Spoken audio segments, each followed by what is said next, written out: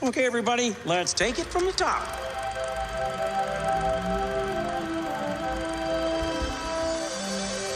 To all who come to this happy place, welcome.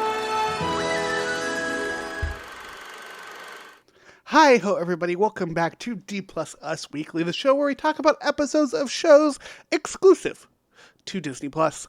I'm one of your hosts, Griffin Tanong, Griffin D. Patton. With me as always is the wonderful, the amazing Mr. Mitch George. How are you doing tonight? They gave Grogu a super suit. Grogu was already a menace, and now he's a menace with a weapon. Of course, folks, we are talking about The Mandalorian, Chapter 23, The Spies. Of course, this is going to be full spoilers for both the rest of the show, all of Star Wars in general, but especially this episode. So, if you don't want to be spoiled, go watch the episode, then come right on back and hang out with us as we chat about it.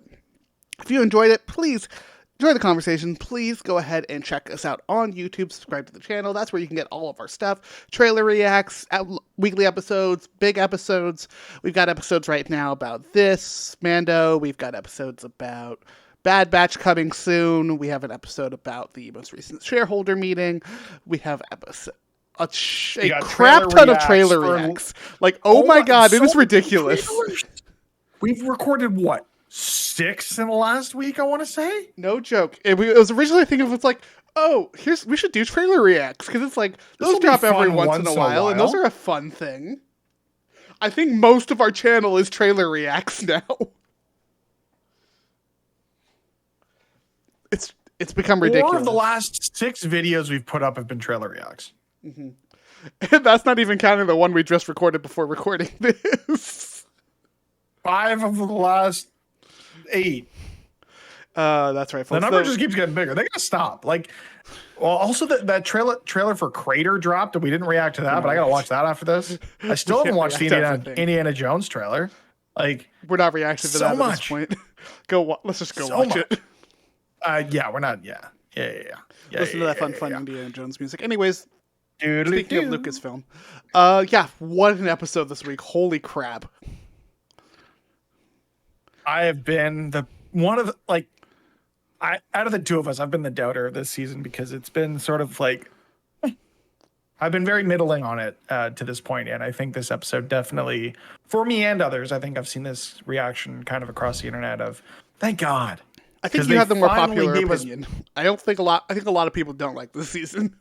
Yeah, like they gave us plot. They gave us a through line that will connect us to the rest of the Mandoverse or whatever you want to call this world that Filoni and Favreau and I forget who the showrunner was on Boba Fett, but like they're bringing together these characters in this era of Star Wars that hasn't been explored to a great extent, and I'm excited to see more of it.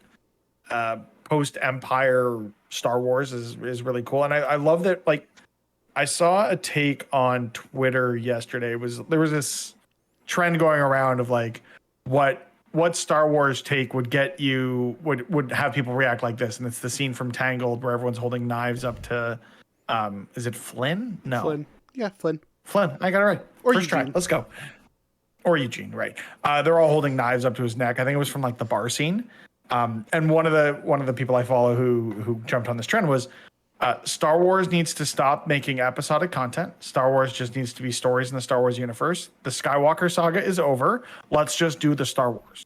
And I very much agree with that. I love the idea of just more world building here. We're basically getting Star Wars Legends in live action animation. You can't tell me this Filoni's isn't all just basically Legends at this point. Like, we're leading to Thrawn, for God's sake. This is just Filoni being like, yeah, I'm using all of their best characters because why the hell not? Like, we get name drops here. We get what appeared to be, I mean, at first glance, you think, they're Imperial super commandos who were Mandalorians that ended up working for the Empire, but really it's just, fancy new armor. And just that whole reveal is just like the last 15 minutes of this episode just does not stop. Not even that. This episode starts and then does not stop. Like, starting with Moff Gideon, first off getting like our confirmation that like we all assumed that Elia Kane was still working for Gideon. But now it's like confirmed that she's working for Gideon. mean, we also get confirmation that, I mean, we see Hux's dad here, which is cool. Yeah, that threw Of, me for a like- loop. I was like, wait, Hux, where do I know that? Oh, shoot. What's fun about that is I think Commandant Hux is played in live action by the actor who played Hux's younger brother. Oh, that's funny. So they're keeping it in the family, which I appreciate. I also love that like they're calling the project to revive to clone the Emperor Project Necromancer. Like it's just so on the nose. I love that we're digging more into this cloning thing. It was a theme in the most recent season of Bad Batch. It's thematically going to fit here. It's probably going to be even more greatly explored in the Ahsoka series, because I assume like Thrawn's ultimate plan is going to be to revive the Emperor. Like that is the thing that this is all building to. It is all building towards the culmination of the Disney Plus shows being, let's make the sequel trilogy not suck. Which, outside of Episode 8, The Last Jedi, which we can all agree is the best film in that trilogy, it kind of sucked. Yeah. Well, I feel like for me Kinda. at least, it was The Force Awakens kind of just exists. Then Force Jedi's Awakens is a fantastic, fun and nostalgia trip. Last Jedi is a functionally good film. And the best Star Wars And movie. Rise of Skywalker is a film that released. I'm hearing Okay. sounds coming from my computer. But I don't know if they're Like- coming from my computer or my neighbor. Like poppy sounds or like crackly sounds or I'm going to just someone choose to making ignore popcorn? it. And hey, folks, if the episode just randomly ends, you know why. I have a backup and the sound looks like it's recording, so I'm hoping I didn't mess anything up on my end. So maybe we still have it. No, I think there's He just says something- before Griffin's computer melts, it just explodes. I just die on the spot. I'll just finish the episode on my own. It's fine. No, I don't die. I just become Consummate Two-Face. professional. Just put on a tie. No, I love seeing the Shadow Council. I love seeing especially Moff Gideon like there's a Taking command. very interesting dynamic there of like working with each other, but also absolutely Moff Gideon is conniving and manipulating the shit out of them in the best possible feel- way. I feel like, I don't know if it's here, like in the season finale we're getting next week for Mandalorian. I don't know if it's in Ahsoka. I don't know if it's in this feature film that was announced that Filoni's directing to kind of culminate the story of Thrawn and what's going on here. Thrawn's gonna kill Gideon, right? Absolutely. Like that's just This a is giving foregone me the conclusion at this vibe point. Of Rogue One, where I forget what his name was. The guy in charge Andor. of... No, not Andor. The guy in charge of the Death Star program. Darth Vader. No, Darth Vader. Remember the scene where the Darth Vader's like choking the guy out? It's like, don't choke on your aspirations. Ben Mendelsohn. Yeah. Yeah. Like, that's giving was- me he was- this vibe of like, he wants to be higher than he's going to ever be. Like I said that character's name when we did the Bad Batch episode, and my brain is just like, nope, all that information Gone. gone. Yeah. No, it's giving that it's kind very of- interesting. Well, no, I mean, just to stick on that, like you can definitely tell there's just like there is a power vacuum in the on the Empire side, the First Order, whatever we're going to eventually call them. It is what it is. There is this power vacuum because Thrawn hasn't been seen, presumably since the end of Rebels, because they said, where is he? Why isn't he here? And it's because they don't know where he is. And Ahsoka is going to explore that, but there's always a fun, like it's such a trope of bad guy group has no leader, so everyone in the bad guy group wants to be the bad guy leader, and there's this See, that was the power interesting struggle thing and- for me in Shadow Council is no one else wanted to be the leader. Yeah, which is weird. Well, I mean, it just seemed like everyone had their own goals. Like Hux is just like, I got to do the cloning thing. Leave me to clone, clone, Also, McClone or The something. reason I think it's cool was it's like you have this division there where it's not necessarily everyone wants to be leaders. It's half of these people are waiting for Thrawn to come back because they believe he's not dead, and the other half is like, guys, we just need someone to lead us in the meantime. And it's like it's a much more like realistic moment of that of like, hey, we just got to figure something out so we can keep this moving. And I really like that. Like, also like a couple of the other things here within like the actual Empire, I love that they went with the Praetorian Guards. I thought for sure that they were going to name drop that and then they weren't going to appear until next week. No. I don't know how, like, I guess it's going to be one of those things of a single Mandalorian couldn't do anything about it, but, you know, through the power of friendship and teamwork and all that other bullshit, they'll be able to beat the guard, or at least I mean, I kind of fight chalked them it up off. to, you know, this guy's already lost half his main dead. weapon because he overheated and then threw it at a guy. Yeah, that was What a scene. whew. This show getting me to root for Paz Vizsla. Who would have thought? Not me. I was the whole time through. I'm like, yeah, he's gonna like. There's a weird power struggle here. Someone's gonna betray someone else. No, he just goes down. He gets his warrior's death. His son's gonna be real sad. Or he's going to be fine with it because the Mandalorian way and some bullshit. Mm-hmm. It is interesting though, thinking back to what's going on here. Like, we have the armorer also choose to go on this mission, and just before they're going to invade this Imperial base, she's like, yeah, peace, I'm gonna go take everyone to safety. Dude, she's super fucking shady, and I keep saying this. Well, the other thing too is we see what's her name at the beginning of the episode spying for Gideon within the New Republic, but the episode is titled "The Spies," plural. Yeah, season also just in general has had a very good job of being, hey, they're going to be the obvious meaning to this title, but then there's also going to be the less obvious meaning. Yeah, I still think she's more than evil one as shit. spy. Well, I think she's probably a spy for Gideon, because otherwise, she was the one encouraging them to go to Mandalore to investigate, knowing that he was probably already knowing he was there. Dude, that twist of he's been on Mandalore this whole time. So that was great, because for me, when the armor is going back into space, I'm like, oh, she's gonna go to space. We know, Gideon's doing some weird shady business. What if he's just already shown up and taken out the entire fleet? Like, all of the characters we cared about, quote unquote, were on the planet. It's like, what if the whole fleet is just gone? But no, he was just hiding in a hole the whole time. Yeah, it's definitely interesting in all of this. I think we haven't even really talked about a couple of the big parts of this episode, which is the coming together of the Mandalorians. Starting that off without even talking about the Mandalorians, just the ship showing up over Navarro was so great, because it absolutely caused a mass panic. It was the I like to equate it to the Eternals moment where the what were the hand what or the big thing in the sky showed up. It's like, oh, the fuck, Eternal? Here we go again. Or sorry, there's the Eternals, and then there's the Celestials. Eternals. What Celestials? That's the one. The Celestials. Oh, here we go again. God damn it! Because they just got over this pirate thing. It's like, well, now the Empire's here. Now we're double fucked. But I love that moment. You gotta look at the giant Mandalorian logo on the bottom of this ship. Yeah. But yeah, you could cut the tension with a knife in with a butter knife in those scenes. It was. You can cut the tension amazing. with a spork.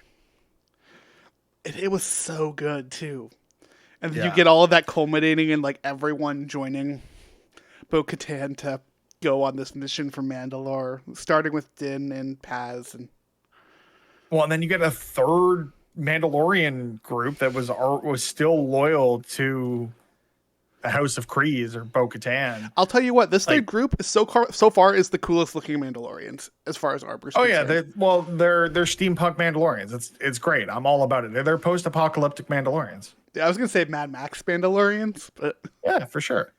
They're Wastelander Mandalorians. Oh yeah, it's there great. You go. No, seriously though, all of that storyline was so great. Seeing Bo-Katan bring everyone together and having that moment between her and Din of I can't do this, dude. Yes, you can. What the hell are you thinking, dude? We haven't even we talked about it briefly, but the armor and they somehow in 47 minutes ish in terms of runtime without credits, They wrapped up. They explained literally every question I had in this season up to this point was explained in this one episode. Every single one. I told you they would do it. it. You just gotta believe. But I wish we'd gotten it more spread out instead of just like, hey, this is the penultimate episode of the season, so let's knowledge dump literally everything right now. But they knowledge dump, yes, but they also didn't. It's not just like 30 minutes of exposition. It's actually like really well dropped and fairly satisfying for a lot of the endings. I just want information. All I want is for the Republic fighters, and I'm just going to keep calling him Appa because that's what I know the character as, or the actor as from Kim's Convenience, because I can't remember the damn character's name, but like, I want to see at some point this season he gets his redemption of like, I goddamn knew he was still alive, and they do their whole thing, and maybe Flurkin, what's his face, fuzzy dude, Rebels showed up a couple weeks ago. You're talking about Zeb? Zeb, that's the one. Get him in another scene. Like, just let's make this happen, Captain. I still want that series. I still want it so bad. I think there will be some of that in Ahsoka, and I do think Zeb ends up with that crew at some point. So Mark it my wouldn't words, make sense otherwise. Next year, Star Wars Celebration, they're going to announce Rangers of the New Republic. They're actually doing it, and it's going to be about Zeb and Paul. I don't know his character's name either, but Captain, what's his face? Captain Awesome. I don't know. Anyways, okay, hold on. But before we get there, we also know that 3 Mandalorian directors are within Star Wars canon fighters for like X-Wing fighters for the New Republic. So like, do they all also star in / cameo in the series? It was a cameo thing. Let's not think further into this. I don't know. We've seen them multiple times now. That they're almost to the point of recurring characters. They're not, though. They haven't had any dialogue. They just show up in the background. No. They did have dialogue in, I think, either last season or the first season. They also showed up as X-Wing pilots, didn't they? No. Some of them, not all of them did. Some of them did. Not all of them. Some of them did, though, right? But even then, I think it was just one. There's only been 1 or 2 pilots outside of Abba. Anyways, while you look that up. Yeah, I'm looking it up. They're directors. This is a cameo thing. This is not going to be an actual story thing. Because then you're pulling those directors away from being able to actually direct, and it gets awkward. It gets weird, and you have to bring in more people. They're not going to do that. Logistically, it just doesn't make sense. Logistically, it doesn't make sense, and but story, I can see it being make sense. It could be a not necessarily a cameo situation, but a recurring situation. Even then, it still doesn't really make sense to me. Well, fair enough. Let's see, we kind of hit all of the Search for the Great Forge. Actually, them coming down to Mandalore was super awesome. So Filoni has appeared in 3 episodes now as this pilot. Rick Famuyiwa has appeared twice now, and Deborah Chow has also now appeared twice. So like, they're not one-off cameos, and they did have dialogue, I think. Again, you're overthinking this, my friend. Like, I know, but I'm also tired. I'm all for overthinking things, but overthinking a director's cameo is ridiculous. Give me more Jason Sudeikis in Star Wars, damn it. Let's talk about the ending of this episode. Yeah. Just where we're at right now, right, is like, okay, so Bo-Katan, Grogu, and the rest of the Mandalorians are fleeing. Din's captured. Paz Vizsla is dead. The armorer is doing who knows what. Moff Gideon is winning. Damn, what an end, right? Just damn. I mean, it's kind of where we were in every season, going into almost every season finale of this show thus far, right? Like, definitely season 1. Season 2, they were preparing for the assault. So it's like you can kind of see it either way. It kind of works, but not fully. Not to the same extent, but dude, that armor. So good. Armor's dope. seeing that. I'm So getting like Darth Maul vibes out of it. when Like, they first showed, so like both him and the stormtrooper armor, I think is pretty cool. But when they first showed him walking through the hall in the armor and seeing the stormtroopers, I did not like it. no, Like his stuff was fine. Watching like the walls shut down as he was walking was awesome, but the stormtroopers on the side looked terrible in that scene. yeah. Well, I mean, it's also not the same armor, right? Didn't he? Like, he wasn't wearing the Mandalorian. He was wearing the armor. same armor. He just wasn't wearing the No, helmet. he was wearing the armor from the previous season, wasn't he? It's slightly different, isn't it? I could have sworn he was wearing that. It doesn't matter. I'm more just angry at the stormtroopers. Yeah. But then seeing them all come down, actually seeing them in combat, that looked fantastic and amazing. Yeah, it was dope. Like, so good. And then, yeah, that moment when he shows up, like, I was dying because on the subtitles, it contributes his line there to Dark Trooper. It's like, it's not a Dark Trooper. We all know who that is. Yeah. We're on season 3, goddammit. Yeah, no more surprises. I mean, they're definitely surprises at this point, but like, it's not to the same extent as what we would have imagined for season 1. It wouldn't be a finale without a surprise. It wouldn't be a finale without goddamn Giancarlo Esposito, and I'm glad he's back. Plot twist. Luke shows up again. Please no. Ahsoka? So Maybe. that's an interesting thing. So, obviously, we have to mention the Thrawn this episode. We've had Zeb show up. They're like clearly a good chunk of this season has been to set up Ahsoka, which is not surprising. They're building to Thrawn here, after all. Do we get teases for Ahsoka next week? I don't think so. I fully expect them to focus entirely on the plot that is in play here, and there really isn't a good, like, I can't, if they're able to figure it out, great, that's awesome, but I can't fathom a way that they can wrap the plot of this while also leaving the door open for whatever the plot is going to look like in Ahsoka, unless it is just Thrawn. I can see them teasing more Thrawn. I could see them doing like a post-credits, whatever, tease, the way that Star Wars does it, however they do it. Where they, they do their thing where they set up whatever Mando's going to go do next, and then what Ahsoka's going to be doing the same way they kind of set up the Book of Boba Fett. Maybe, but even those characters were a little more ingrained throughout the season. It wasn't just like, yeah, we spent 6 episodes doing a whole bunch of juxtaposition. Hey, here's some plot. Mm-hmm. Right? Well, that's why I think they can handle it with Thrawn. Like, all you would really need is to go back to the Shadow Council. Yeah, exactly. Just like, yeah, I'm back. Let's go. That's all it needs to be. Or whatever this is building. I mean, we know that this is building towards the Return of the Emperor at some point, or Snoke, or whatever they're going to do. The Rise of the First Order. Give the audience a taste of that, of what that's going to be. Even if it is just, oh, look, Thrawn's back, and he's murdered Moff Gideon, or something along those lines. Like, set the stakes of what Ahsoka is going to be. Bring it to a level that is of what the audience has come to expect from, Ronin, Jedi, adventure, romp with crazy military implications. Yeah. Either way, next week is going to be a super fun time. Like, I cannot wait for this episode. We gotta wait a week. I'm ready, though, for the shortest episode of the season, Mitch.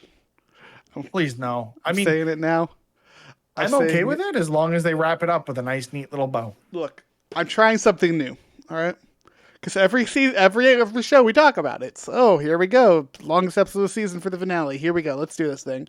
And then it's the shortest. So I'm trying to the opposite, folks. I'm ready for the shortest episode of the season. It's going to be great. Me too. Mitch, if people want to keep up with us, where can people find us? D+ us all over the place. YouTube, TikTok, Twitter, wherever you want to find your content. That's where D+ us is at. Griffin's all over the internet at GriffyDpad. That's GRIFFIDPAD. I'm everywhere at Mr. Mitch George. Links at MitchGeorge.com. Hey, Mitch, do we have an Instagram yet? TBD. Look, I just need some time. Like, I honestly, like the last few weeks have just been like, I don't know if you can tell from my face, but I'm very tired. And I am tired because of a multitude of reasons. And those reasons have not stopped making me very tired. So Look, we run on coffee and caffeine here at D+S. We're very little sleep. But no, go check out other stuff. Go check out the YouTube channel. Link in the description if you're in the remind podcast me version. tomorrow at 2:30 to start an Instagram for D+S. Reminder has It's in the been set. calendar. It's on the reminders that I'll ignore at 2:30 tomorrow afternoon. I'll start sending you all the TikToks. If I was smart, I would put those up on the drive. Anyways, yeah, go check out our other stuff. Check Some us of out on them are there. YouTube. I have the stuff with the actual like TikTok overlay and whatnot saved on my phone. Yeah, go find us on YouTube. Go find us on TikTok. Go find us at all the places. We will be back next week with the season finale of The Mandalorian. But until then, bright suns and have a magical day.